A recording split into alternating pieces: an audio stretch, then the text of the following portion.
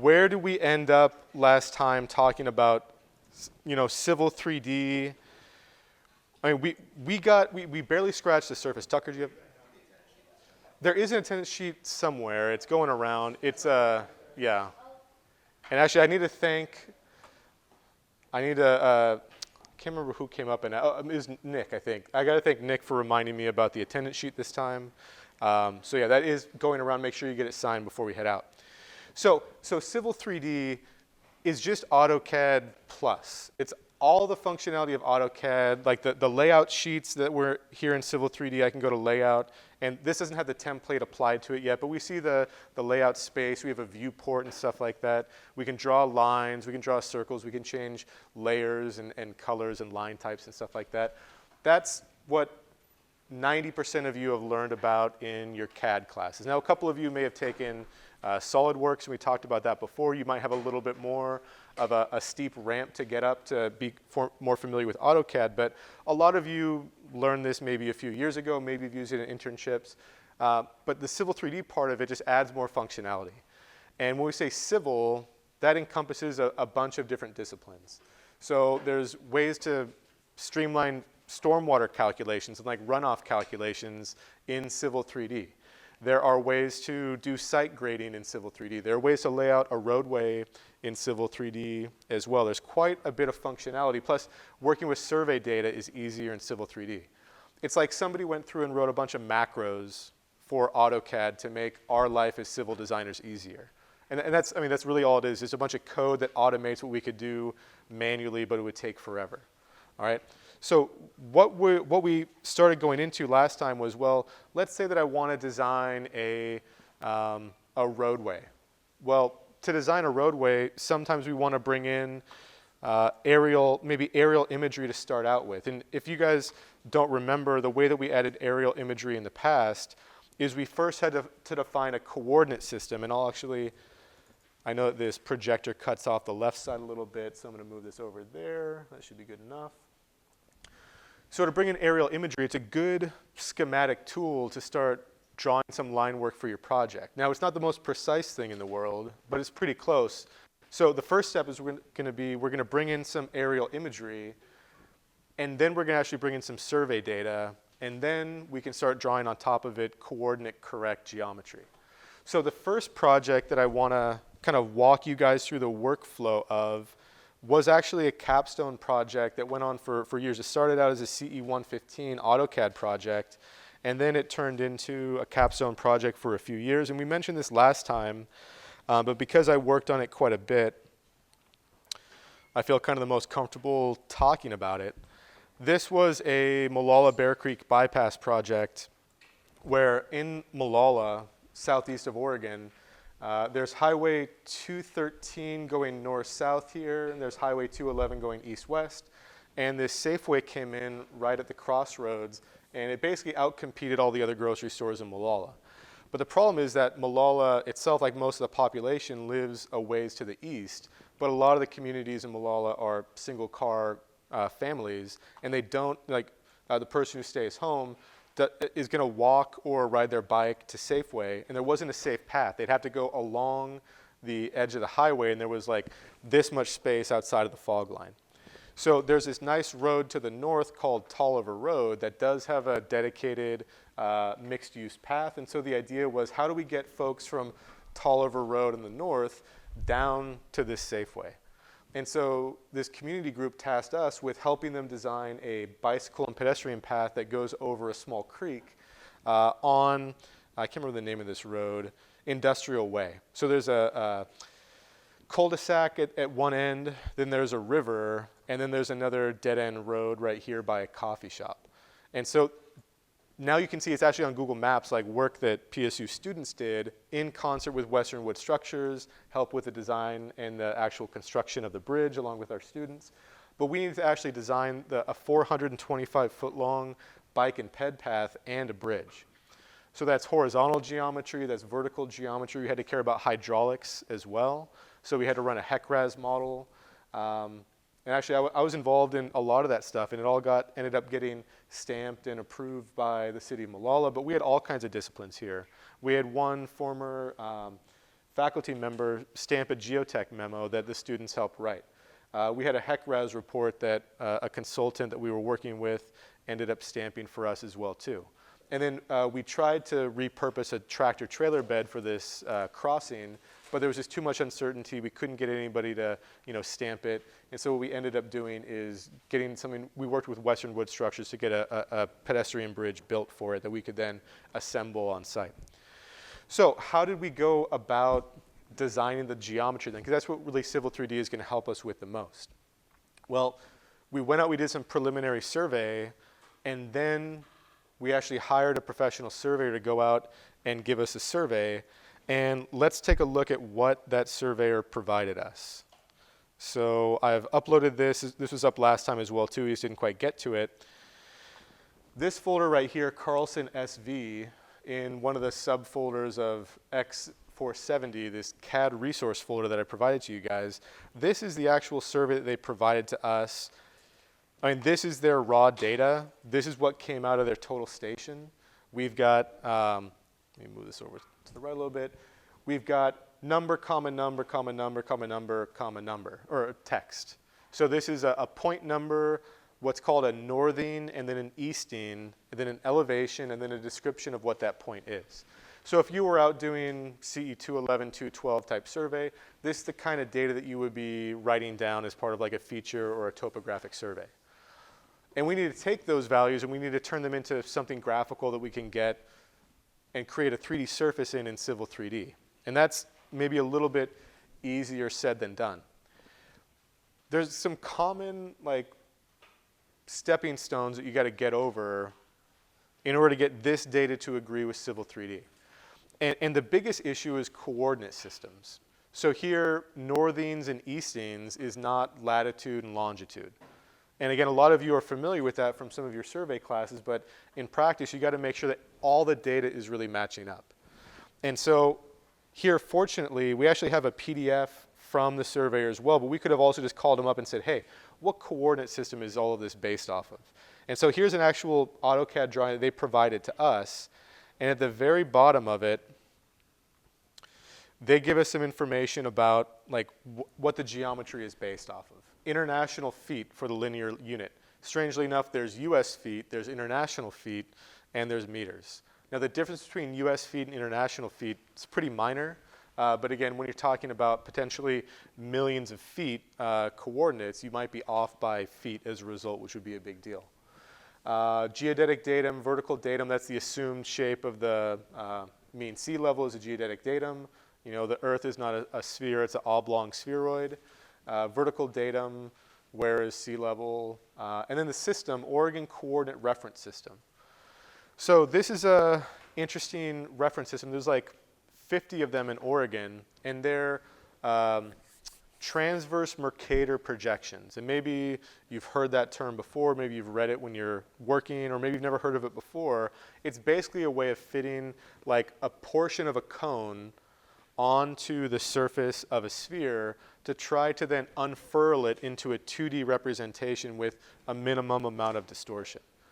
Well, here, there's 50 of them in Oregon to reduce that amount of distortion, but this isn't built into Civil 3D is the problem. This Oregon Coordinate Reference System that all of these northings and eastings and elevations are based off of, if I go into Civil 3D, and there's a couple different ways to get to it. I actually just learned about a different way that I'm going to show you right now as well too, but there's one way to get to it that is under settings in the tool space on the left-hand side. Then you right-click on the name of your drawing and you go to Edit Drawing Settings. That's what I showed you guys last time. That's part of the recording last time, and it works just fine. You can go here to the category. We can go down to USA, Oregon, and this lists all of the built-in coordinate systems that are available just out of the box with Civil 3D. And there's a bunch here. Some of them are meters, some of them are feet, some of them are international feet.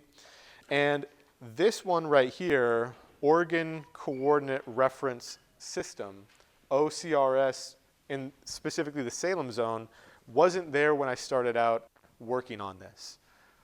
That's the correct coordinate system that we need, but it wasn't built into Civil 3D. I had to manually put it in.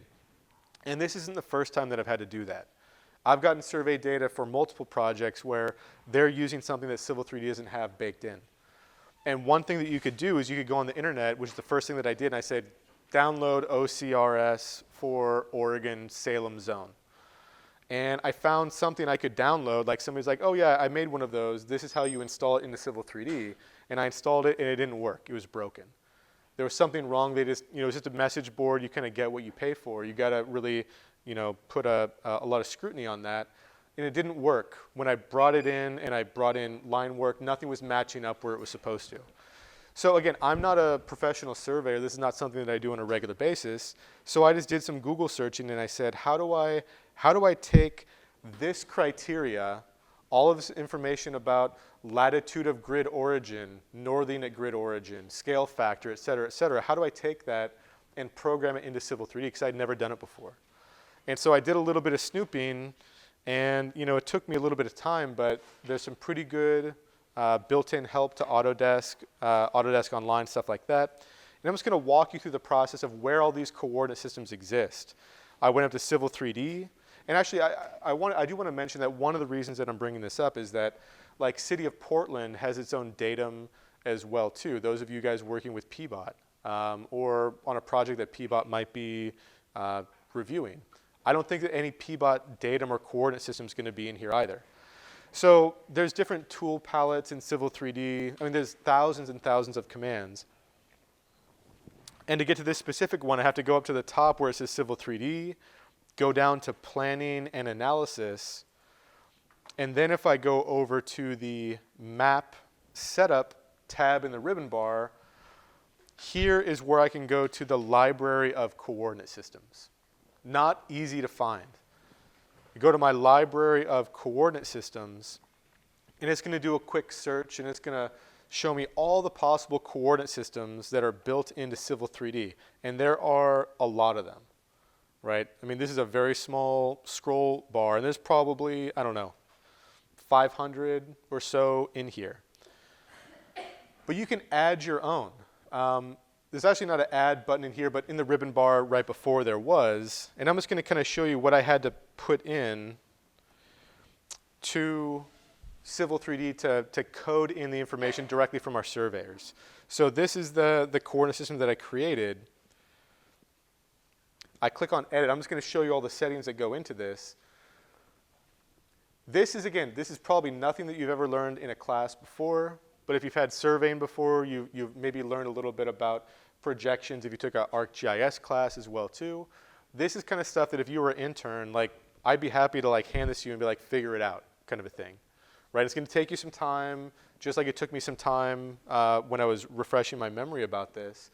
But something that, again, you guys have the tools in your toolbox to be able to kind of work your way through this. So some information it's going to ask you about. What kind of units? Well, here, do I do international feet, centimeters? Some of these I don't even know. Breelys, British chain truncated. I have no idea what they are. I just go back to what my surveyor told me, and here I have IFT for international foot. So I'm just kind of going off of this, figuring out where this might go into these settings, and just working my way through. Here under projections, what kind of projection do you want? Swiss, transverse Mercator, UTM, Van der Grinten, all these other options. And this is, again, how do you take a three-dimensional oblong spheroid that is the Earth and then project it onto a surface that can easily be turned into 2D? That's what these projections are all about. Well, I don't know too much about most of these, but here it tells me the projection is a transverse Mercator, and then it gives me some other properties of it. So I just kind of work my way through. I had to change some latitude and longitude into decimal degrees.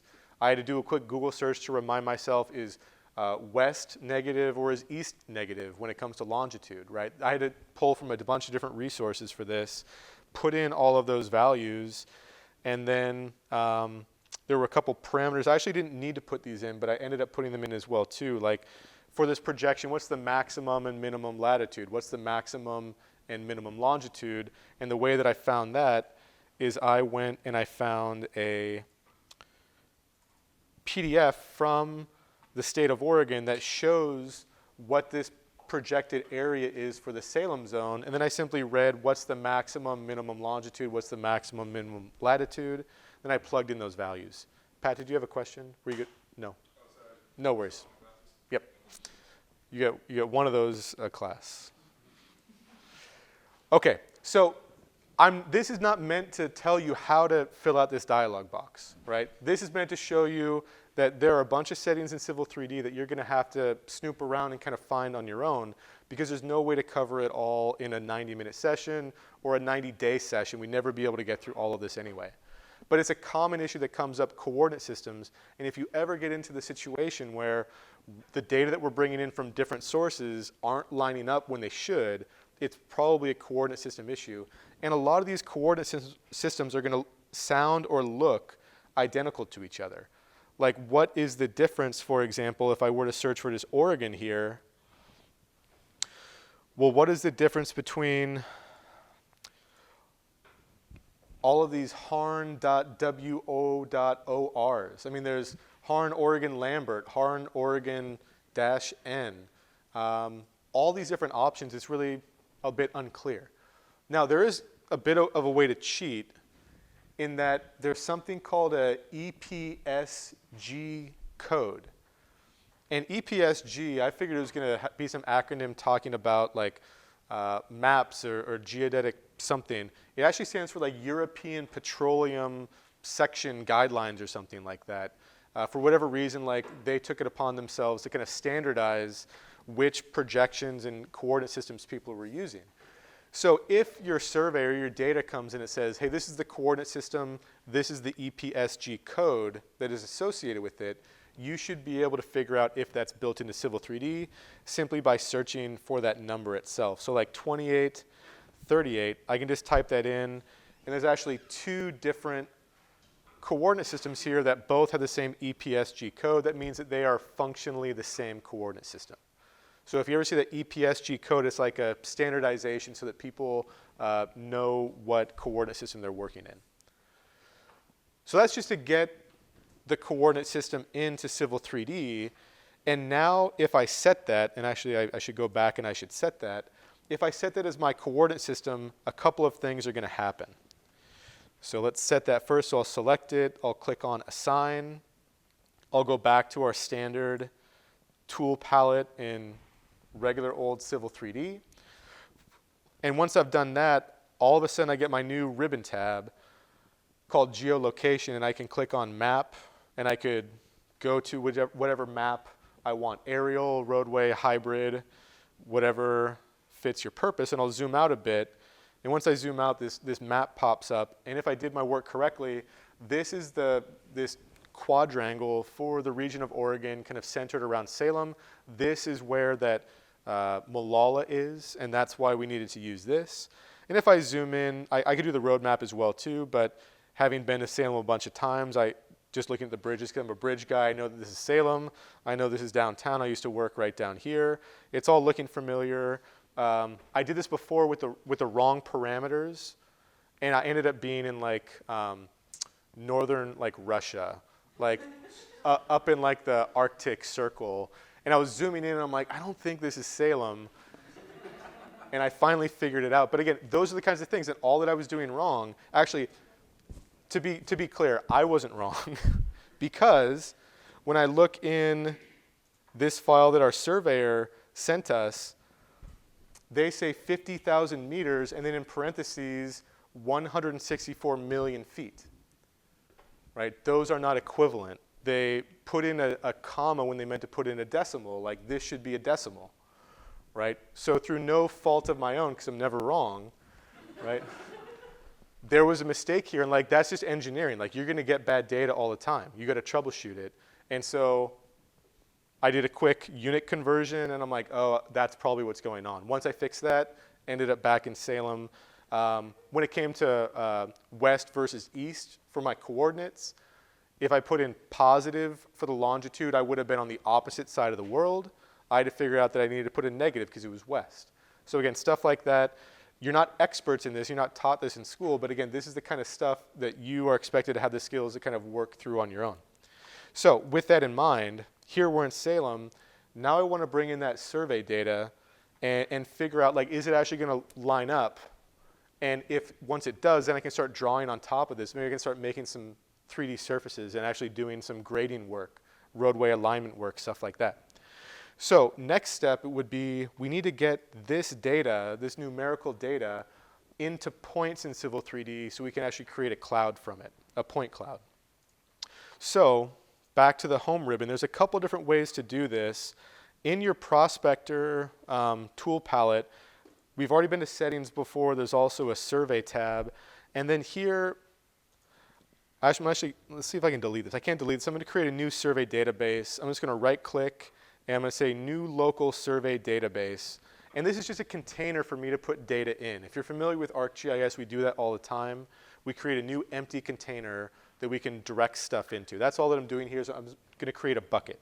So the last one I did this on my own, I called it Carlson. We'll just go ahead and call this Bear_Creek.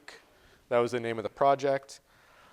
And so now all that I've done is just made a new bucket for survey data. And I haven't brought the data in yet, but for this you can see this is a common outline format of the survey data for Bear Creek.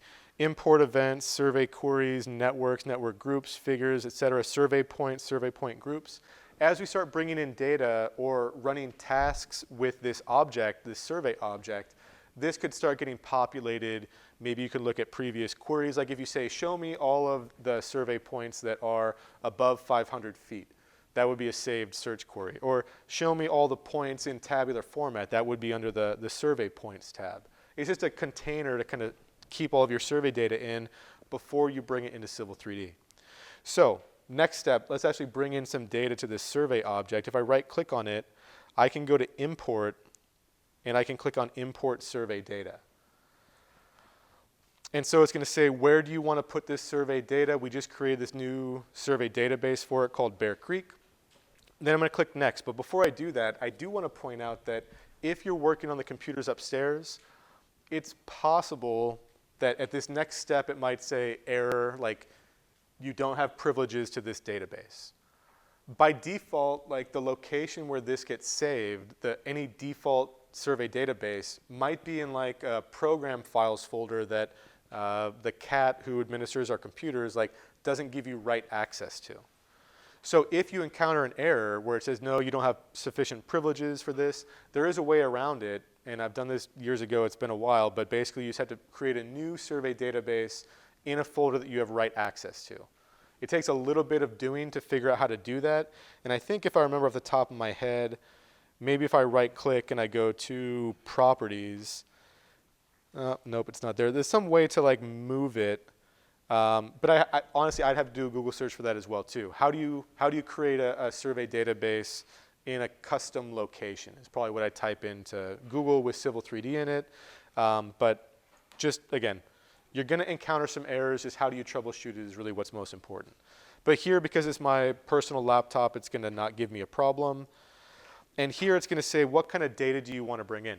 So this could be data of you guys going out with a total station over to your site, and then you're pulling out, you have a tabular data of point number, northings and eastings. Again, maybe it's tied into a coordinate system, maybe it's not. Either way, this is the way that you would bring it in. So the data source type, here I have a point file. There's multiple different formats it can come in from. And maybe if you're working with a surveyor, they might have a specific format. There's land XML, there's field book, these specific formats. Ours is just a comma separated value file, which is super easy. And then I'm going to click on the plus symbol, and I'm going to find the text file with all those point codes in it.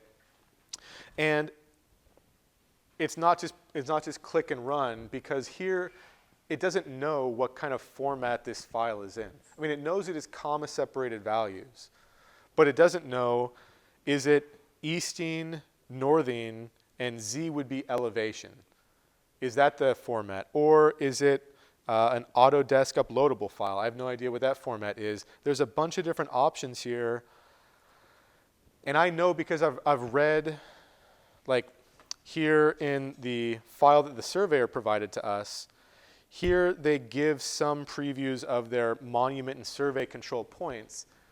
And it says point number, northing, easting, elevation, description.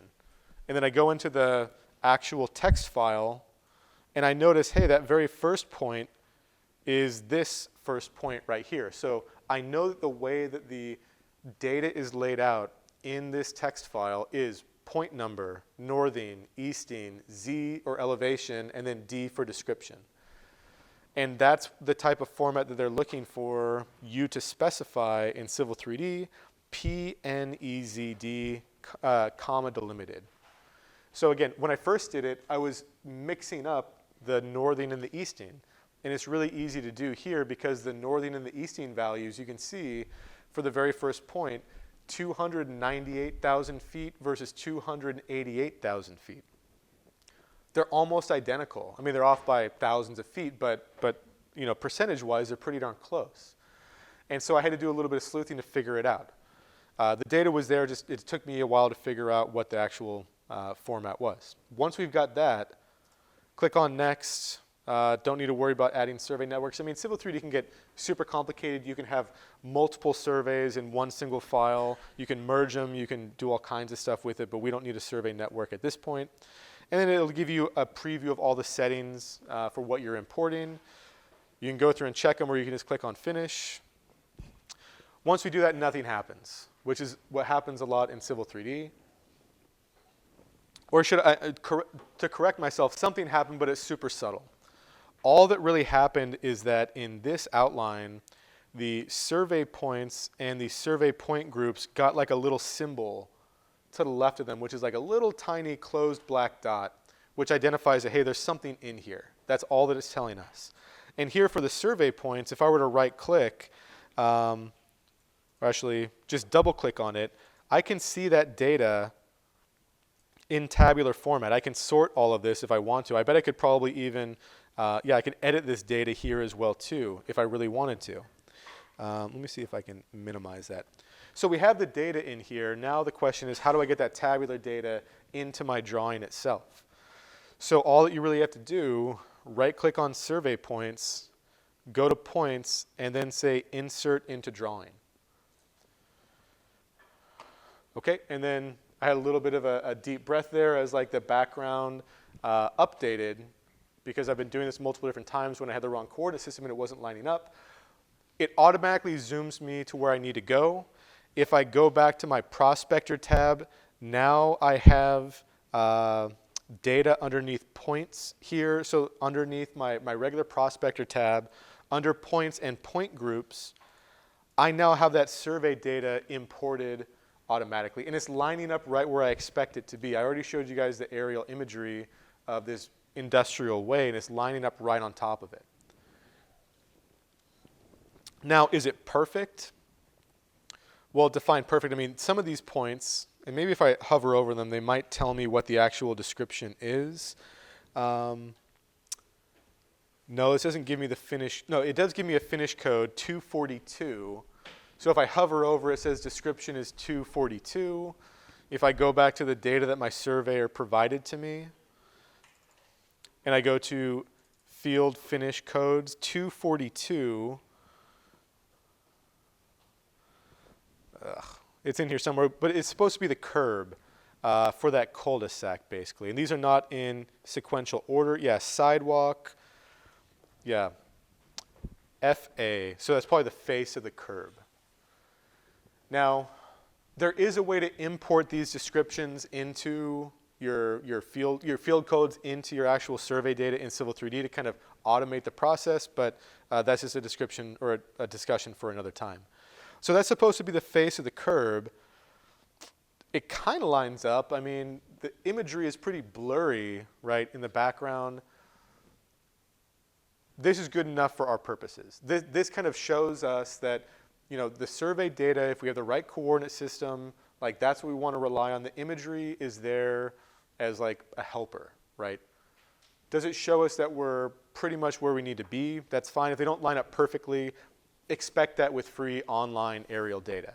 If they conflict, the order of operations or the order of preference would be your survey data is going to, you know, trump any aerial imagery that you have. So with that in mind, I mean, we could still use aerial imagery for schematic type purposes, but once we have actual field data that we've done our due diligence to get in the right coordinate system, that's going to be what we're going to rely on. So, but we want to start figuring out, well, if I do put a pathway here, what slope do I need to hit? You know, like what's the slope from one side to the other? If it's more than a certain grade, right, maybe for ADA compliance, we need to put in landings or something like that. That would be a big question. Or for floodplain like issues and clearance over that creek, how high does that bridge need to be to get it up above, you know, maybe a 25-year flood event? That's all reasons why we bring in this 3D data. And how do we actually turn these points that have a northern and an eastern elevation into actual 3D data? Well, that's super easy in Civil 3D.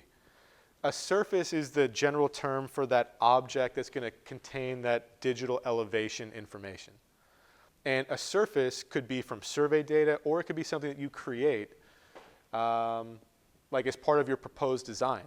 So we could have the existing ground down here surface, and you could have a surface up above that shows like the grading and the surface of your roadway. Everything could be a surface if it's, you know, 3D data. It doesn't have to be from a survey necessarily. So the first survey that we're going to create, though, the first surface we're going to create is going to be from that survey.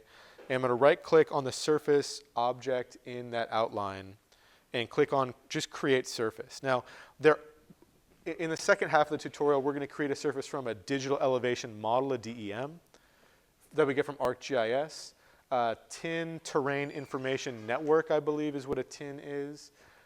That's not what we have. We just have a bunch of points. And that's not an option here, and that's OK. I can still just create a surface, and it'll ask me, like, what kind of display format do you want for that? For the style, here, contours 2 feet and 10 feet. So every 2 feet of elevation, you'll get a minor contour line. Every 10 feet of elevation difference, you'll get a major. I like to do 1 foot and 5 foot here because it's relatively flat. So to see some actual contour data, I'll often change it. But look at all the options that we have. 5 foot minor contours and 25 foot minor contours. The design versus background, that's like, is it going to show up as like dark, bold lines, or is it going to be gray, like existing information? Here I'm going to make it bold just so we can see it more easily. But these are, you know, kind of design and guidelines that you might want to think about. So I'll click on 1 foot and 5 foot, and then I'll just go ahead and click OK. You can name the surface here as well if you want. So name, I mean, I could call this survey data. Oops. And that's fine. And really not a lot has happened except that now when I click the plus symbol to the left of the surfaces, I see that I have an empty container called survey data. And survey data can have a bunch of different types of properties underneath it. Something called masks, watersheds, and then definition can even get bigger as well. Boundaries, break lines, contours, DEM files, objects, edits, points, point groups, et cetera, et cetera. There's a lot of things that can go into a surface or modify a surface. And the one that we're going to focus on the most right now is going to be point groups. But as you're going to see when we bring in this data, it's actually going to be kind of noisy. There's going to be some issues with it associated with the boundary of that survey being really narrow. That causes some issues where all that it's going to do to create the survey is going to find adjacent 3-point groups and draw a triangle between them.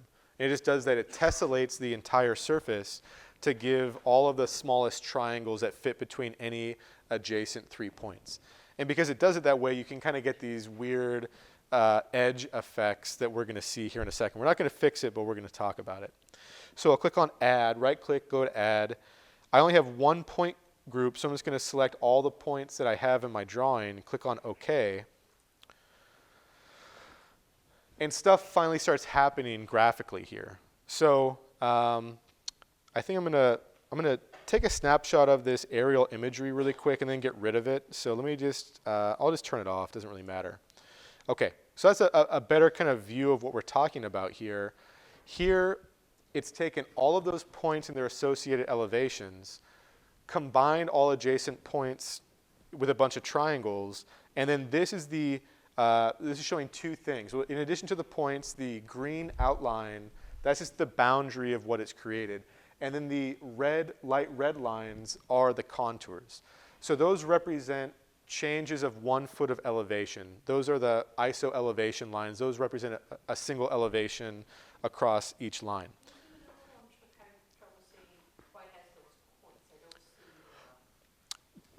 Yeah, and so that's part of the issue with the it being such a narrow survey.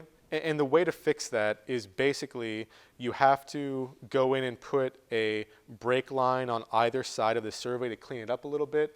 But yeah, it's causing it because of a long interpolation distance between like some of these points here and like some of these points down here is what's causing it. And it's just the default way that Civil 3D brings in the data. There are ways to clean it up, but it is a really good point that the data that we bring in, because of the way it gets tessellated, you might need to go in and fix it. So we don't have time to go in. It's a little bit of a detailed process, and I can work with you guys kind of one-on-one with that. But it basically would involve drawing a line basically adjacent to the boundary on the sides of the survey, and then saying, hey, these are like break lines where there's not, where's the edge of the survey, I think is what it's called, like boundary type edges. And then it will take that information and change how it interpolates between points. It did take a while last time that we did it, but yeah, it is acting a little bit goofy where there are some kind of spikes. And I'd also point out that you can see this difference in elevation. I mean, this is a 3D program. We usually look at it from the top. It's kind of hard to see that there is, I mean, it's a pretty flat surface, but there is some difference in elevation here, as you can see from the side. It's not just a long, flat line. So there is a little bit of geometry. It's just not very exaggerated for us to see, but you know, if we were to zoom in maybe a little bit more, you can see how everything's at a slightly different elevation. Okay, so let me go back to plan view. Oops, and actually there's the tessellation right there. So actually, Lucina, this might answer kind of some of your questions about why we have that goofy behavior, is that it is trying to connect like this point over here, this survey point over here, all the way almost 200 feet away, whereas that's actually it's trying to go outside the boundary of the survey, which is what's causing the problems. And you can actually define the boundary of the survey as like a break line, and it'll prevent a lot of that from happening. Okay, back to plan view. So we're just going to leave the survey data a little bit noisy. There is some cleaning up that really needs to be done, especially with the boundaries, but we'll just suffice to say like it can be done, and there's a lot of good tutorials about that as well too. But we actually have 3D data now, and so let's actually use Civil 3D to start doing tasks that would be relevant to that 3D data. So some of the things that we would do would be, for a pathway, we need an alignment, which is the horizontal path, ignoring elevation. Then we have the profile, which is the elevation at every single point along that path. And then we can do grading and stuff like that based off that vertical and horizontal geometry. So let me turn on the map just again really quick. And I'm just going to do a straight line. Well, actually, maybe I'll do a couple polylines or something like that. But we need a pathway roughly from this part right here to the cul-de-sac over here. So you can create an alignment a bunch of different ways. The way that I usually do it is I just create a couple lines or polylines that are all attached to each other, and then turn them all together into a single, what we would call an alignment, a continuous path of horizontal geometry. So I'm going to go back to home. I don't want to necessarily put this on layer 0. I'll put this on C-road-CNTR, the center of the roadway. It'll actually probably move it for me automatically, but I never want to start out on layer 0 with anything. And I'm just going to create a polyline. I'm just going to go down here. I'll start at some arbitrary point, and then maybe I'll have a little bit of a curve at some point, but I'm just going to draw straight lines, and then I'll draw this ending approximately here. So let me turn off that map again. Okay, so maybe you can see it a little bit better now. There's this line right here, actually two lines connected to each other, going through that geometry. And I want to turn it into an alignment object, which is just a fancy line, but actually allows us to do other stuff with it as well. So to do that, I'm going to go to the home ribbon, click on alignment, which is one of the main object types in Civil 3D, and then click on create alignment from objects. That's just saying I'm going to point to this. Actually, yeah, it's a nice thing about Civil 3D too. If you leave your mouse over a command for long enough, it'll give you a little tooltip. And so in that little animation, it shows exactly what we just did. We drew a couple lines with rough corners, And then we can turn it into an alignment that'll smooth out the corners with curves. It'll add stationing that you might remember from CE 351 as well. And so I'm going to click on that, select that alignment, that line that I just drew, and then a couple things happen. First thing, it's a little bit hard to see because this is getting pretty messy, but it'll say, do you want this direction that we've decided for you, or do you want the reverse direction? So anytime that you have stationing, you have a direction to that line. Are the stations increasing going up or increasing going down? Here it shows an arrow going up. That means the stationing is increasing going up. Some places have a convention for, do they want predominantly north stuff, you know, in the positive direction? It doesn't really matter. I'm just going to click on OK. And then it's going to ask me, what do you want to call your alignment? By default, it'll be an alignment plus just a next number affair, or you can put in whatever you want. You can add it to a site. We won't do that kind of stuff. You can specify a starting station if you don't want to start at 0 plus 0, 0. Alignment style, proposed means that this is going to show curved data. It's going to show the radius, the beginning station, end station, point of curvature, and things like that. Whereas an existing would just show like the center line with minimum annotation. And do you want to add curves between your tangents? If you have only straight lines, you want to add curves. And I'll say sure. Because it's a bike and pedestrian pathway, 200 feet's overkill. I'm going to do like 50 feet, and even then it's going to be a pretty small curve. And then erase existing entities. All this is doing is taking my line, is modifying it and turning it into an alignment. Hit OK. And then let me see if I can freeze some of this stuff. Or maybe what we'll do is maybe I'll just try to make this surface get a little bit more subdued, because it's really predominating over everything else that I'm seeing. Now, a couple tricky things about these objects in Civil 3D is that if this was regular AutoCAD, I would just select this and just freeze the layer that it's on. However, the issue is this object is technically on a layer, but it includes a bunch of little sub-objects that are actually on different layers as well. So if I were to just go here and click like layer freeze and select that, the whole surface goes away because everything gets turned on or turned off at once. But if I select the surface itself and I go up to the surface ribbon bar, I can actually go in here and click. There are ways to change the surface style. The surface style is what actually controls what color each of these little sub-objects are. Somewhere in here, and this just gets really, yeah, here's a bunch of all the different objects and what their specified colors and layers are. So major contours are green, minor contours are red. You can go in, you can manually change these, or you can change the style. There's a bunch of different ways to do it.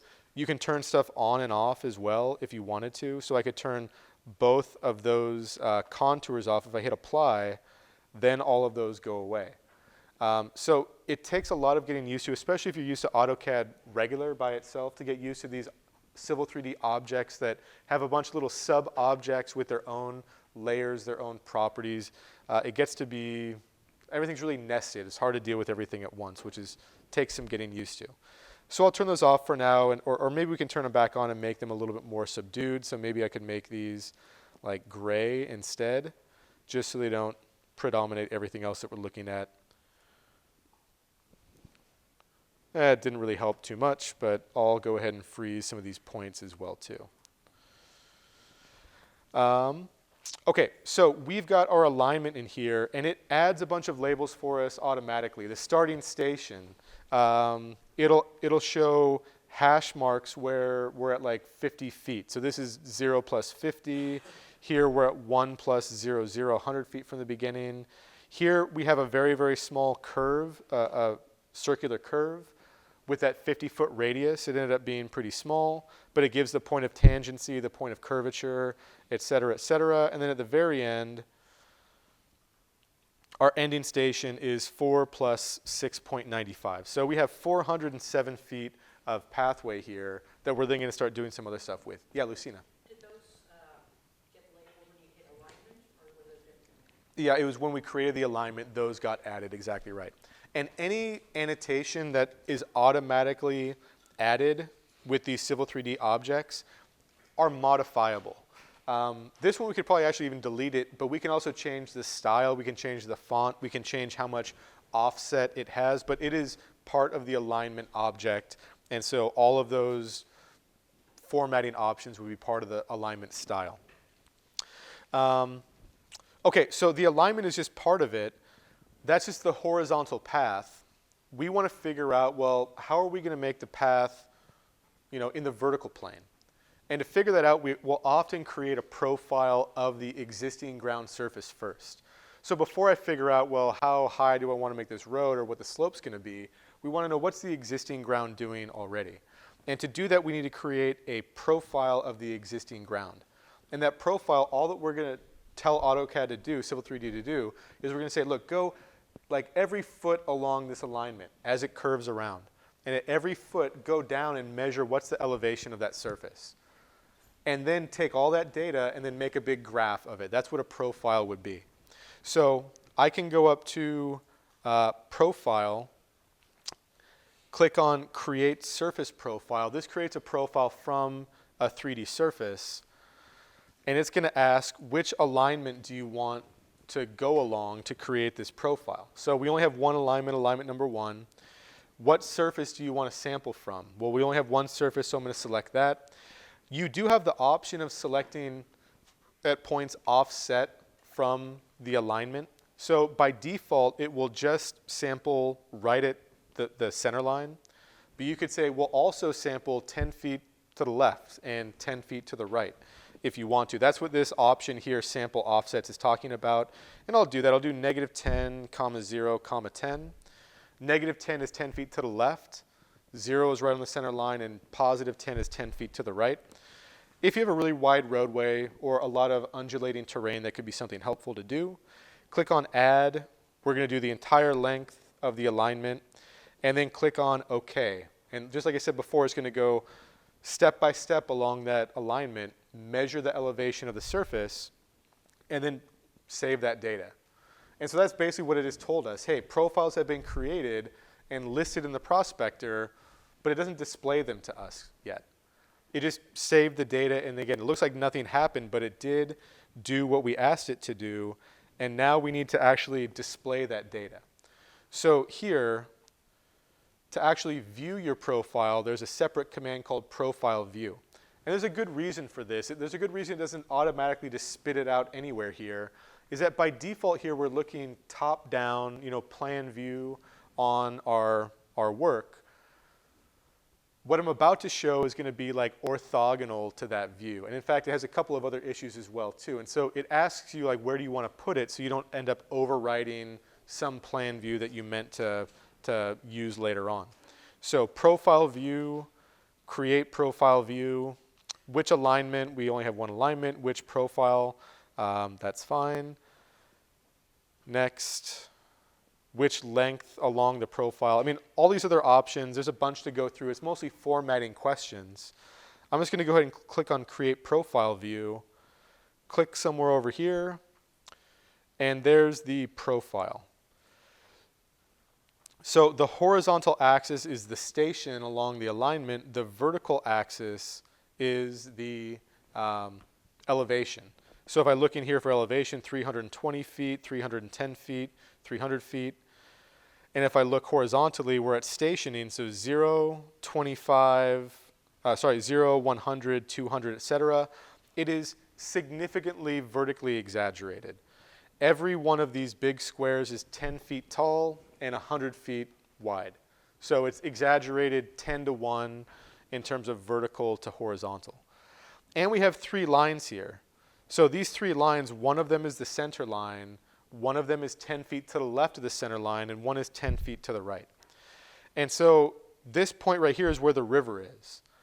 This is right where the stream crosses. And so we can see the depth of the river. It's maybe 4 feet deep or something like that. Not a big stream by any means, but we can see how it varies a little bit based off where we are on the alignment. And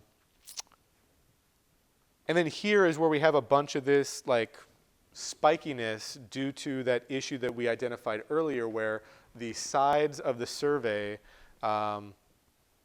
there's tessellation going beyond the boundary of the survey, causing these spikes that shouldn't really be there. Stuff that we would really clean up down the road, but for now, it's fine. You can see the general profile kind of looks like this. Those spikes are kind of erroneous data points. And so we need to start drawing the finished ground, the proposed ground as well too. So we have the existing ground, and now we can start figuring out, well, maybe at this point, we need to do a hydraulic model of our river. Yeah, Pat? Would it be an appropriate fix to just use this to connect those lines, those 10-foot offsets? It actually wouldn't be connecting these. Yeah, it wouldn't connect these points if that's what you're saying. Those are caused by something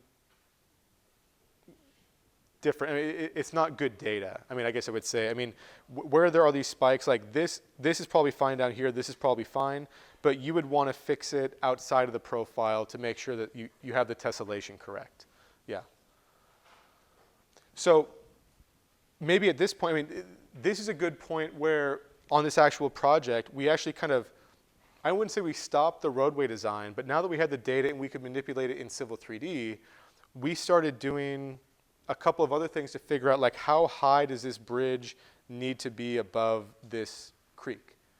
And so we actually went out and we did supplementary surveying that I don't have the files of here, because we needed to figure out this kind of profile. Like, we need to figure out what is the shape and the geometry of that channel so I can plug that into HEC-RAS, right? We get some hydrologic data from USGS. We find out the flow rate at the bridge crossing, and then we model that flow rate with HEC-RAS. But to put it in HEC-RAS, we need a bunch of cross sections. We need a bunch of things that look just like this, the cross section of the flow, of the creek, so we can model it in HEC-RAS. And so what we ended up doing is, if I turn the map back on, we actually went out and we surveyed like a bunch of other cross sections here and downstream as well too. We went like 200 feet upstream, 200 feet downstream. We got a bunch of more cross sections. We put them into Civil 3D. We made some more surfaces and we cut cross sections and we gave them to our hydraulic modeler. And so this is where Civil 3D can be helpful as well too. Let me turn that back off. All right, but once we figure that out, we could actually set the elevation and say, okay, based off our hydraulic modeling, let's say, for example, that our freeboard elevation that we need to keep the bottom of the structure above is, I don't know, 300 and, let's see, this would be about 318 feet right here. I need the bottom of the structure to go above that. Well, then I talk to my structural designer and I say, well, I know what the minimum bottom of the structure is going to be.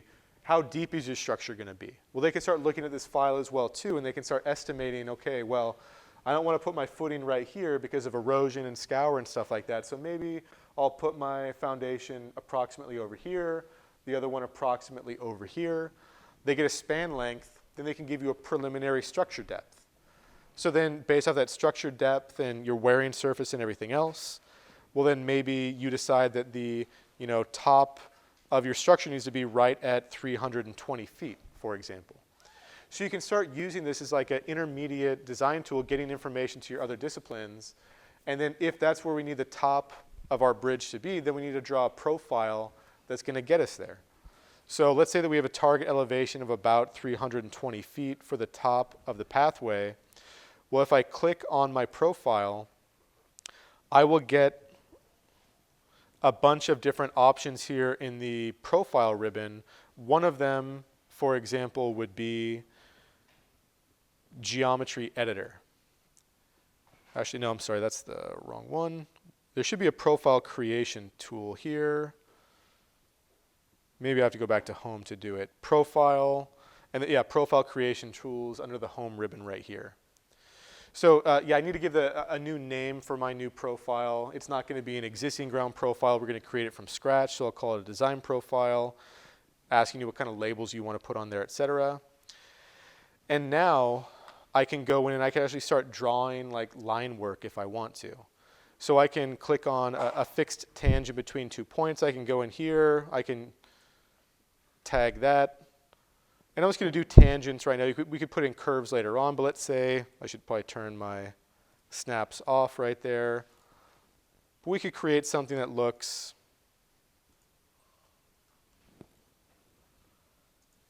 oops, I accidentally hit the finish button, but you get the idea here. 2 straight lines. That's my finished ground profile, and I could add some more lines. I could even add a curve here if I wanted to with all these profile creation tools. Here's a curve, for example. All of these curves that you've learned about in like highway transportation engineering, 351, things like that, I can add all those vertical curves in here and make them one continuous profile. So now, that's not the best profile in the world. There are issues with, abrupt angle changes. I mean, I'm not going to go through the whole roadway design process, but you can draw all of those in Civil 3D, and you don't need to worry about drawing them perfectly the first time because all of these cyan push-pull points are modifiable. And look, I've got a bunch of labels on here. It even gives me information about like vertical curvature and stuff like that. I can click on these and I can move my geometry, and these labels will automatically update as I start changing my geometry. So it shows me the grades and how they change, real time. I can move my point of vertical intersection wherever I want to. And so you can actively, especially if you have like ADA requirements, you can really quickly see what your maximum grades are going to be. Yeah, Lucina. And something like that, can you say, oh, I need a curve in between those 2 straight lines and edit your Yeah, alignment? 100%. You can add curves in between tangents. You can add additional points. And there's actually a nice kind of tabular tool here as well too. I don't know why it's docked right there. But you can actually get, this is commonly what you would see in like design documents back when we did this by hand, like laying out all the point of vertical intersection tables, elevations, grade in, grade outs. And then if you have a curve in here, it'll show you the radius or the length of the curve, point of curvature, or point of vertical curvature, point of vertical tangency, things like that. And I believe that there's a way to, you should be able to insert them directly here, but you might have to do it from up above instead. But yeah, there are ways to edit what you've already drawn, add additional points in between. So you can even add, like there's a button here for sight distance as well too. Now, we don't have any long enough projects where like sight distance is really going to be an issue or stopping distance, anything like that. But all of these tools are built in. So if you were designing a big highway, you could figure out what's my minimum curvature for this vertical curve based off AASHTO design guides and stuff like that. Okay, the last thing for this kind of roadway design effort would be you can actually start putting in the cross-sectional geometry of your roadway too. And that's what's known as an assembly. And half the battle here is just getting to know the nomenclature. So an assembly is the cross-sectional view of your roadway or your pathway. And you can design an assembly by going up to the assembly button under the home and clicking on create assembly. It'll ask you what kind of an assembly do you want, style, like how is it going to be labeled, stuff like that. And then I'm just going to drop it right here, and not a lot happens. I just get a vertical line and then this yellow crosshairs. The vertical line is the alignment. Like that is the center of your alignment path. And this is meant to be the view if we were like driving or walking down that path. So like we're walking directly into the path, and if we had kind of like a way of like just making a big section cut right in front of us, what would that pathway look like? How much thickness of asphalt would there be, and how wide would it be? How much base below that? If I have to grade to meet the existing surface, we call like daylighting, where is that going to end up, and what's the slope that it's going to be? And actually, if I click on this assembly, I can even bring in some standard sub-assemblies here as well too, where I know they have a bunch of like pre-built ones. It might be under tool palette. Here we go. So under the tool palette, make this a little bit bigger.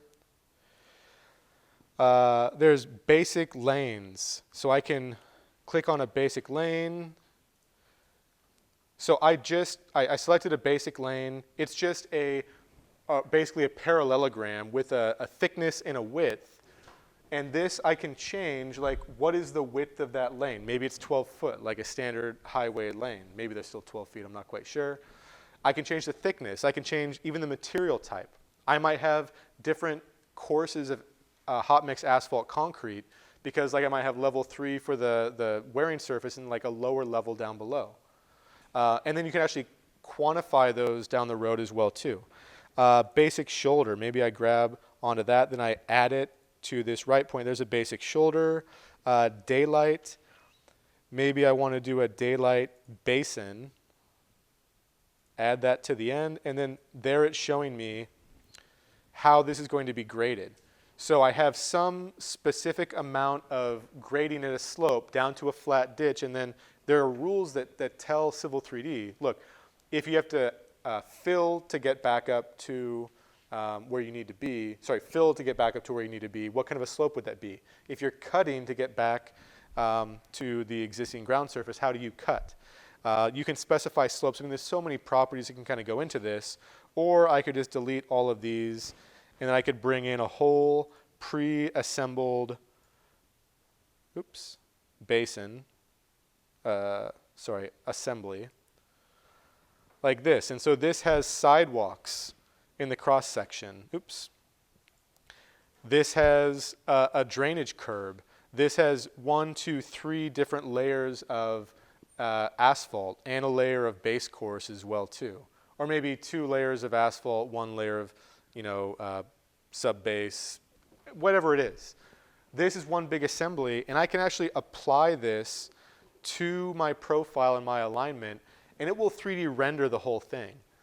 It will show you. I mean, it's probably going to be overkill. Yeah, I don't think it's going to work here because this assembly is way too big, but the assembly, which is the cross section, the alignment, which is a horizontal path, and the profile, which is a vertical path, they can all get combined together in what's called a corridor. And I don't think this is going to work, but let's just give it a shot. Try a new corridor here. Assembly, I'll try assembly number 1. Try all of that. Yeah, it's going to give me an error. I don't think it's going to work. Let's see what happens. Yeah, I don't think it's going to work because it's probably way too big. I mean, that roadway itself was probably like 30 or 40 feet wide. And my survey data is only maybe 20 or so feet wide. But suffice to say, I mean, there's a bunch of great tutorials about this. It will plot out what that looks like in plan view. It'll plot out what that looks like in profile view. And you can change it abruptly. You can render it. You can even drive a car down it if you want to. You can calculate how much excavation quantity do we need for this. How much HMAC level 3 do we need for this? It'll quantify all of it for you, and you can change it dynamically. Now, once you have all this stuff kind of sewn together, alignment, profile, assembly, things bog down a bit. So if you do decide to grab something and like pull it up to change the elevation, you often need to then like manually go back and say rebuild the corridor, redo all of this geometry manually. But it still does it pretty quickly. It just takes a little bit of extra doing. But it's all linked together now. So if you have criteria about slopes and where it's going to daylight back to your existing surface, it'll even give you errors if it can't make that. It'll say, hey, I tried to meet back up to your existing ground at a maximum or minimum of 3%. I couldn't hit it, and so I used 5% instead. It'll give you a bunch of errors or notifications. I mean, it is a pretty robust design tool that does take a little bit of getting used to. But that's, again, a very rough introduction, but it's all about alignments. Well, first would be surfaces and like survey data. Then alignments, profiles, assemblies, and corridors would be kind of the full package. And then there's even ways to like press a button and say, hey, print out my sheet sets for this. Here are all of my standard formats that I want for title pages, stuff like that. You hit one button and it spits out 50 pages of plan sets for you. Now, take that with a grain of salt because it's not going to be the same format that I ask you to give, and it's going to cause potentially other issues as well, but some people have figured it out well enough that they feel really comfortable using that tool as well. You can set all your scales, you can set all your limits, but it is to be used with caution, let's just put it that way. So before we go on to the site civil stuff and like grading, what questions, do you guys have any lingering questions about this stuff? Anna? Now, from the options that I could see, Yeah. it seems like this is built for transportation because I think they're above water, or above, at surface for transportation reasons. Like, theoretically, I could see how you could use it for a body of water in the same way, Mm-hmm. but I don't know if, like, that's another option somewhere within this tool space. Yep, so absolutely you could. So when it comes to, well, yeah, it's a good question about like a channel, like an irrigation channel or something like that. I would think that there is that functionality here. I mean, there are pipe networks and stuff like that. There are features for that. But as far as like open channel, like bodies of water, that's a good question. I guess I don't have the expertise in it. I mean, we're barely scratching the surface, so I'm sure there's some functionality there. Whether you modify the roadway to help you do that, or if there's a separate module that's specific to open channels, that would be another way to go. Lucinda, did you have a question? Okay. So again, barely scratching the surface. I mean, if you look at the left-hand side, you're going to see pipes. Yeah, actually, that's the biggest one that we don't really talk about. Sites are kind of similar as well, too. We're about to create a site in a second. But this is very much the transportation-oriented type feature set, but there's a lot more that Civil 3D can do. You can do watershed delineation with this as well, too. That's something I didn't even talk about, but you'll notice like underneath the surfaces category for any of these objects, there is a way to define a watershed as well. So you can do, like hydrologic calculations in here as well, like catchments, stuff like that if you'd like to. So next, let me go ahead and close out of this. Next, I want to refresh our memories of similar workflow that we did towards the end of the last class where we had some GIS data and we wanted to bring it into Civil 3D. Yeah, please. The surfaces define watersheds, would that help with like stormwater calculations? So you can do stormwater calcs, right, with surfaces here. Exactly right. So you would specify, a rainfall intensity, a collection location, and you would be able to, if you specify surface characteristics, you can do some calculations for that. Yeah, Tucker. Mm-hmm. Yeah. So the catchments for specific to alignments, I mean that might just be a catchment basin, right? Similar to like a stormwater type calc. It may well be that. I don't have the expertise in it though. That's a good question. So let's go back to ArcGIS, and I've already downloaded some LiDAR data for downtown Portland. I showed you guys how to do that last time with the Dogami LiDAR, and just to refresh your memory if you don't remember, if I do a search for Dogami, like LiDAR is one of the first things that pops up. I go to their viewer, and I'll just go here, go to their viewer, and it's just like Google Maps, but it allows me to download specific data from multiple overflights of any of these quadrangles right here. Quadrangles are just a fancy word for like these, what look like rectangles, but actually have different angles at every single corner because of the curvature of the Earth, but not that important. Left click on this quadrangle that encompasses most of downtown Portland. Download the large GIS data file. It's about 5 gigabytes. It takes a little bit to download. And it has acquisition dates of all of these different overflights, different projects, where for different reasons there was a public acquisition of GIS data. So I've already downloaded that, and we have ArcMap open. I just created a folder link to where I extracted those files. And here on the right-hand side in the catalog, you can see that there are 5 projects that were completed 2005, 2009, 2010, 2012, and 2014. Now, I'm hoping that one of those is going to encompass the downtown PSU area, and we'll actually focus on the Montgomery Street Plaza project, try to find some LiDAR data for that project. Now, it might be that the students want to go out and supplement this with their own survey data, because this is going to be like 1-foot contours and not perfect and not necessarily current data, but relatively current. It just might help do some preliminary work before that happens. And then eventually we can bring that survey data into Civil 3D. So I believe the LiDAR data that we're looking for is from the 2014 Metro study that was done. And there's two primary types of data that you would be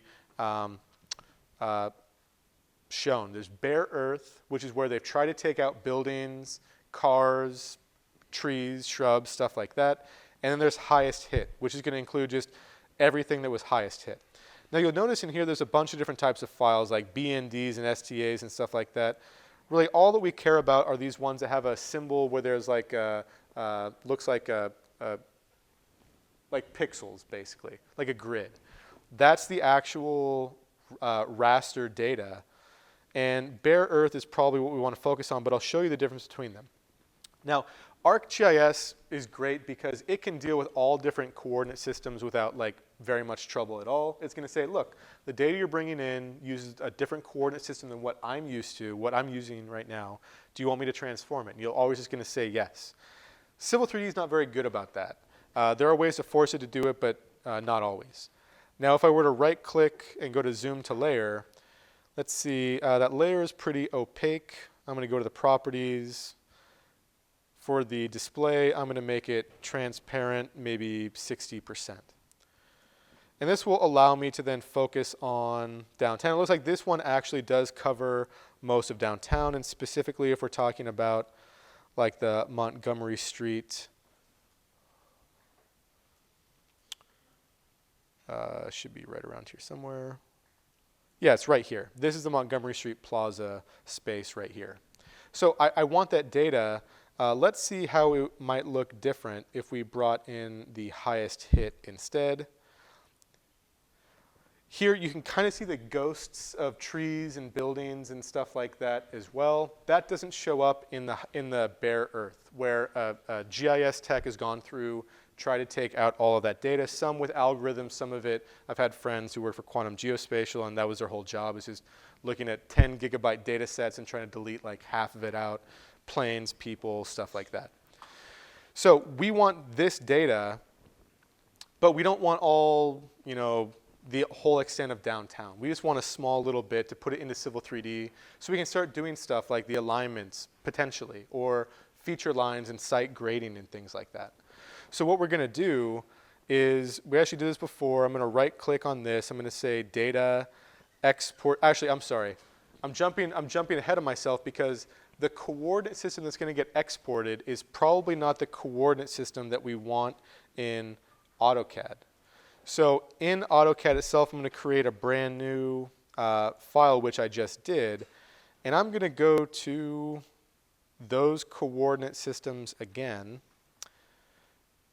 Just like we did before, I'll go to my library of coordinate systems, and maybe the client tells us what coordinate system they want us to use, maybe not. The trick here is getting a coordinate system that both ArcGIS and Civil 3D both have. And it might seem super easy. There are some like universal transverse Mercator coordinate systems that work everywhere. But those aren't going to be as precise and they're less common. So usually the state-specific ones are what's most important. So here, for example, I'm going to look, I searched for Oregon. And the nice thing is that most of these have an EPSG code. And I'll look for one of these that's going to be in feet, US survey foot, and yeah, like this one right here, potentially Oregon 83-NF. The problem is it doesn't have a EPSG code. And so let's see here. Let's find something that does. That's in meter. International feet would be okay as well. Let's just try this one. It's based off the North American Datum 83, but it also includes the high accuracy network as well too. And it has the EPSG code. Let's see if we can find that. So as I go back into ArcGIS, I right click on the data frame, go to data frame properties, and here all that I'm doing is specifying the coordinate system that we're using to display the data. It's not changing the underlying data at all, but whatever I specify here, I can use to export the data in a different format if I want to. So here I'm going to search for Oregon.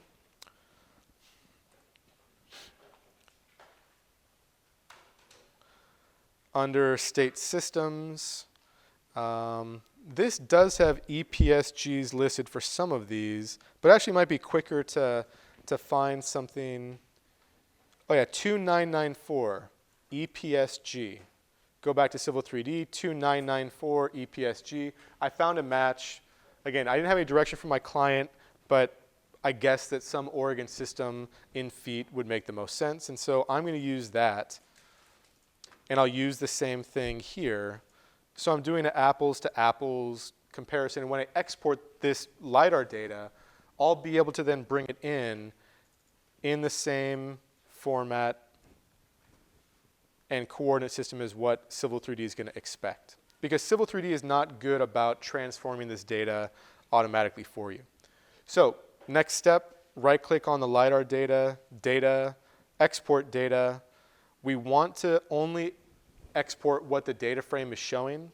The data frame is just that window that we're looking on our map from. The spatial reference, that's the coordinate system.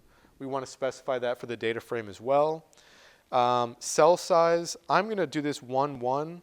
Whatever the original pixels are, the original resolution is for that data frame, I want to use the same thing. I don't need to blur it out at all. And then for location, this folder is just fine right here. And the name, we'll call this Montgomery, so I can find it later. TIFF is a pretty standard format. TIFF is like an image file format, but the metadata can include information about coordinate systems, location, stuff like that. So I'll do that. I won't compress it at all. And then I'll click on Save. Unless you want to add the exported data to the map, sure, let's just take a look and make sure that it looks reasonable. So there's the bare earth data.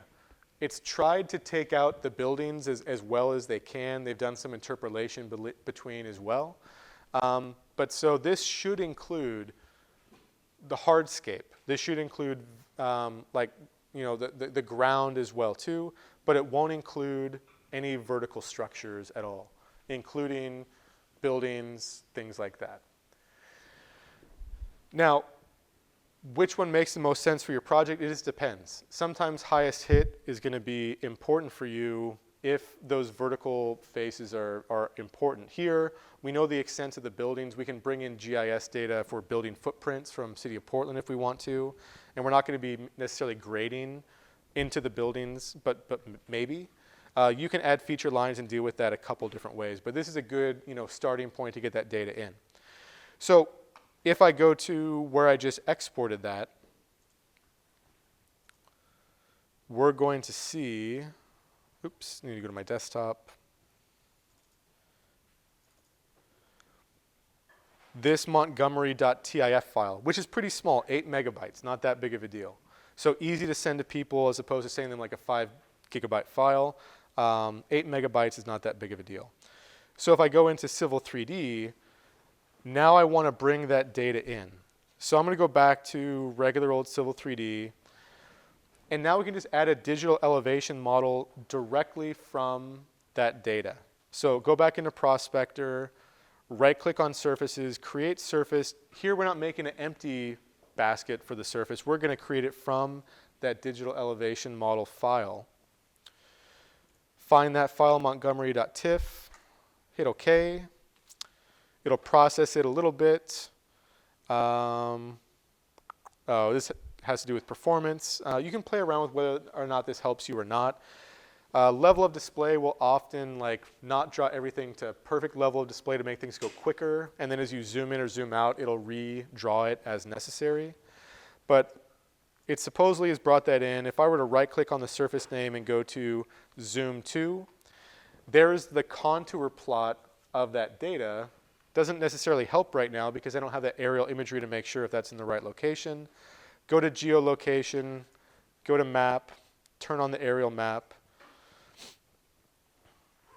Yeah, and okay, we're in the correct location. Here's the Montgomery Street Plaza right here.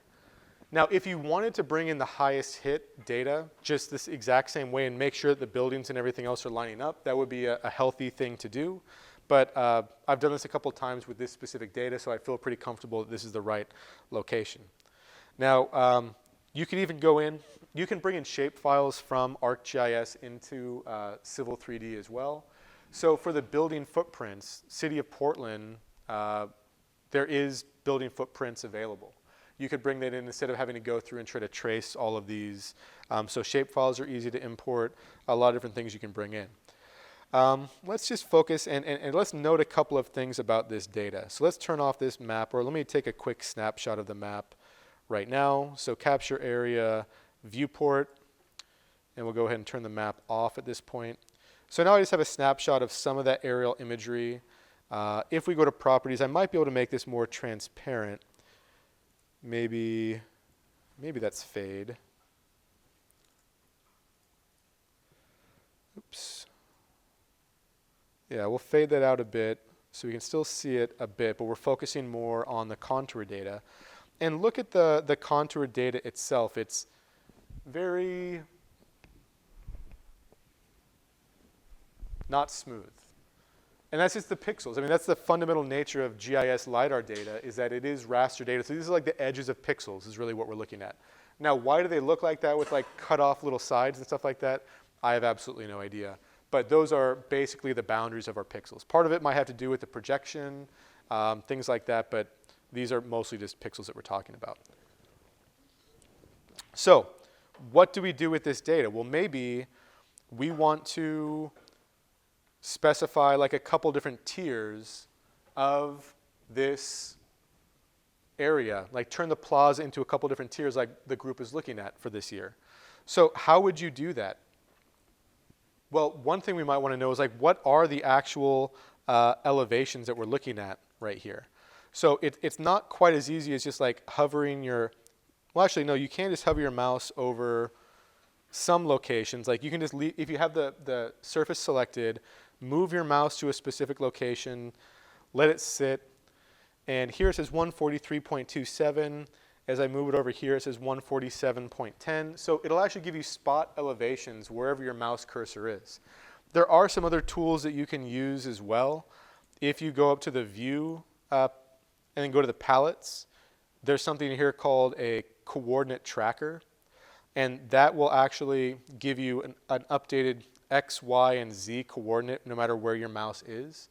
So instead of waiting for where your mouse is, you could do something like this. So let's say down here I want to make a flat, plaza area that, I mean, down here the elevation is 144. Here the elevation is 145.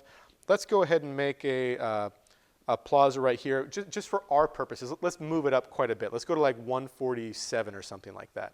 Now, that's not what the group's going to do by any means, but just to show you how the grading for all of this works, to see like if we were to change the surface, where is that going to match up if we go at like a 2-to-1 slope to meet the existing surface? Like what would that look like? And Civil 3D can do that calculation really, really quickly. So what we need to do is create what's called a feature line. Now, a feature line is a really powerful tool that it's kind of like a jack of all trades. It can set elevations. It can be used to be like a break to a surface. It can do a bunch of stuff. And a feature line we usually just make from a regular old line. So I'm just going to make a box using a polyline. So I'll make a box roughly rectangular, looks like this, and I'll close it up. So there's let's say an elevated platform that I'm proposing for this site. Maybe there's going to be a building on there. Maybe there's going to be, there's a patio, whatever it is. If I go to the home ribbon and go to the feature line under the create feature line from objects, and then select that polyline, this is like turning it into the alignment that we did before. A feature line actually does have an alignment as well. It has stationing along it. But a feature line is usually used for setting elevation, stuff like that. So here, the site. We haven't created a site yet. A site could be an assortment, like a collection of different grading like tools. You could have platforms all over the place. You could have slopes in between. A site is like an earthwork kind of boundary. It's going to create one for us automatically. It'll put it onto a layer automatically, C-topo-feet for a feature. And here, erase existing entities. We could assign elevations right now if we wanted to. In fact, let's just go ahead and do that right now. And then I don't know what weed points are, but you Google it really quick if you wanted to. Okay, so in terms of elevations, we could set elevations so that it matches a surface automatically. We don't want that to happen. We actually want to specify a uniform elevation for this feature line of 147 feet. Because we moused around a little bit and we said 144 feet to 145. Let's really move this up a bit and see what happens. So I click on OK, and pretty much nothing happens. The line turned from white to green. It's still thinking a little bit. My computer's slow, and when I'm recording the screen, it goes really slow.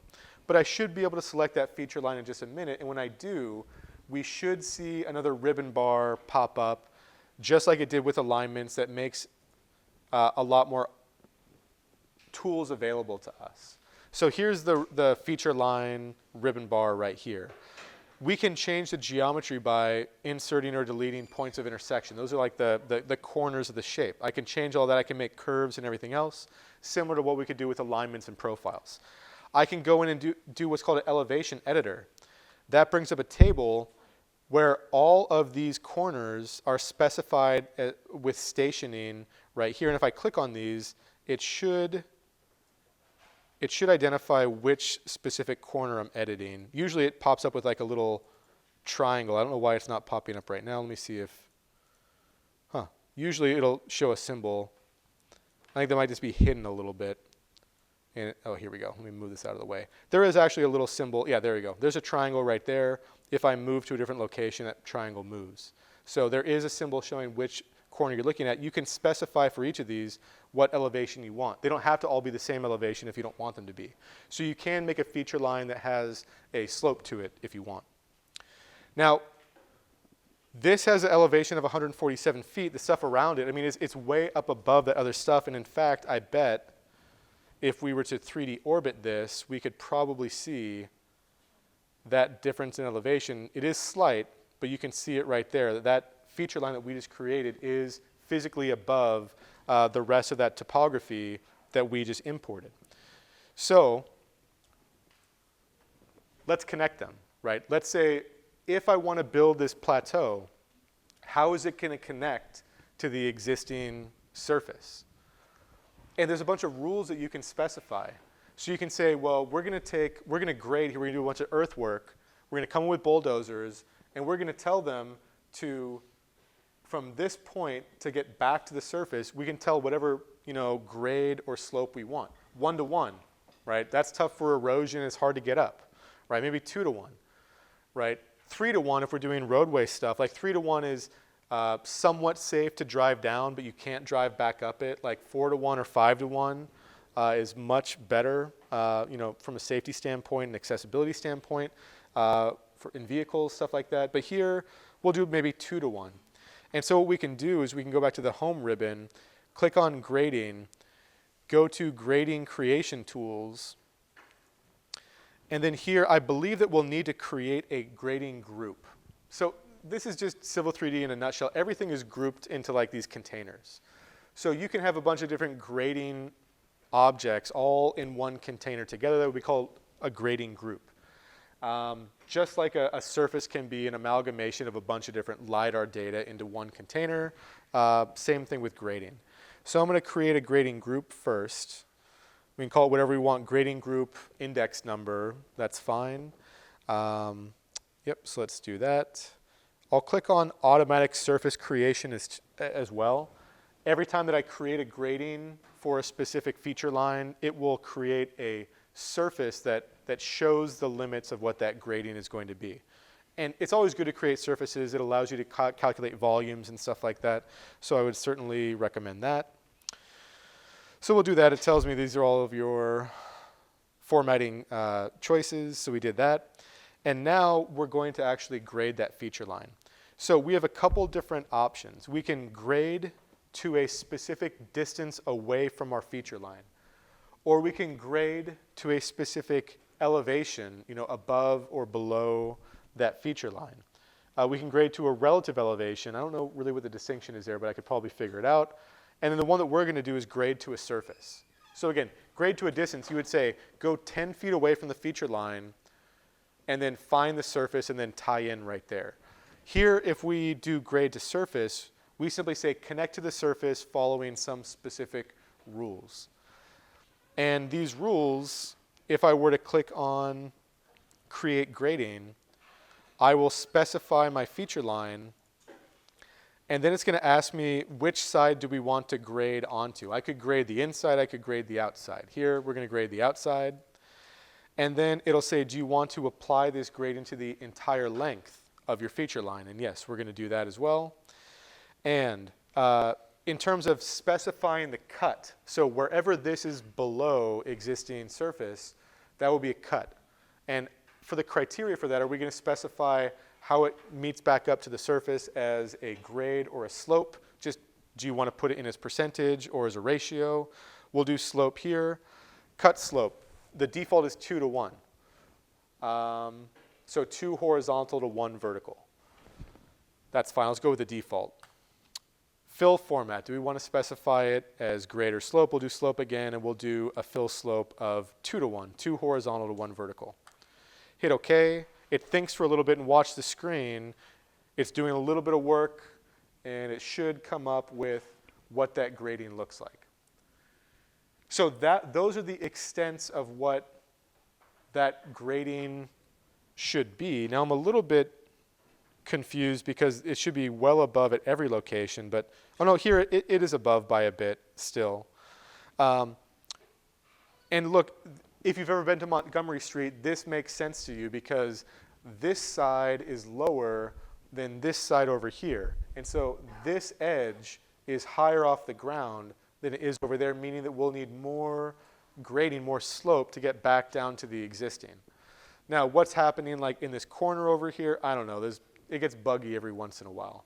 That might have to do partly with the pixelization of the surface data as well too. It could be due to a couple of different things, but it's still going to be pretty close, which is usually good enough for our purposes. And then what happens if we, go to this feature line and it's a grading group. Yeah, it's a little bit trickier to get those feature lines. Let me.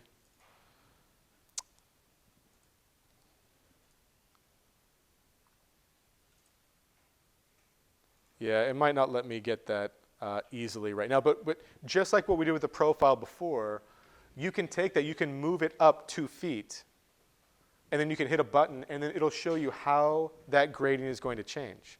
Now, what about if your grading starts to hit a building? Right, well, you can put in another feature line that says, look, this is a break point. There's going to be a vertical line right here where we abut up against this building, and that way the toe of your fill or your cut isn't going to go into the building. It's going to stop right there. So there's a bunch of rules that you can specify that really makes the grading as accurate as you can possibly get. And then you can hit a button and you can say, tell me how many cubic yards of fill is this? How many cubic yards of cut is this? Those are the valuable things. And you can start cutting a profile through this. So let's say that this group wants to then have a profile view right through there. Well, I would go to alignment. I'd create an alignment from that line. Okay, so we've got our alignment. And now let's do a surface profile. But here, instead of just one surface, I'm going to cut into 2 different surfaces, both the survey and my grading. And then we'll hit OK. Everything's been created fine without any errors. Go over here, profile view, create profile view.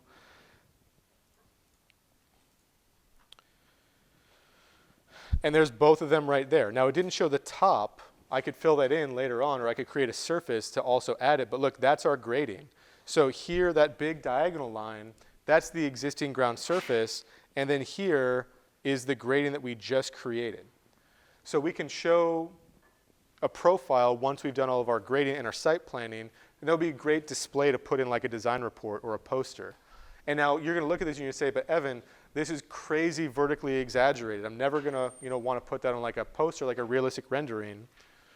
So what do you think you would do? Can you change the ratio? You just change it. Exactly right. If there's something that you want to do in Civil 3D, there's almost always a setting for it. Now, where is that setting? That's the bigger question. But like the functionality is there. It's like Excel. You can do anything you want in Excel, but sometimes that would be like, oh, well, you have to write your own custom program to do it. Or, oh, it's just this one command that you hadn't learned before. But there's always a way to do it for the most part. Same thing in Civil 3D. Use Google, use the built-in help. There's so much functionality there. And again, this is just the tip of the iceberg. We've got a little bit past the tip of the iceberg, but there's so much more to learn. And as you have questions, just send them my way. But a lot of groups, I think, can benefit from some of the functionality that's in here.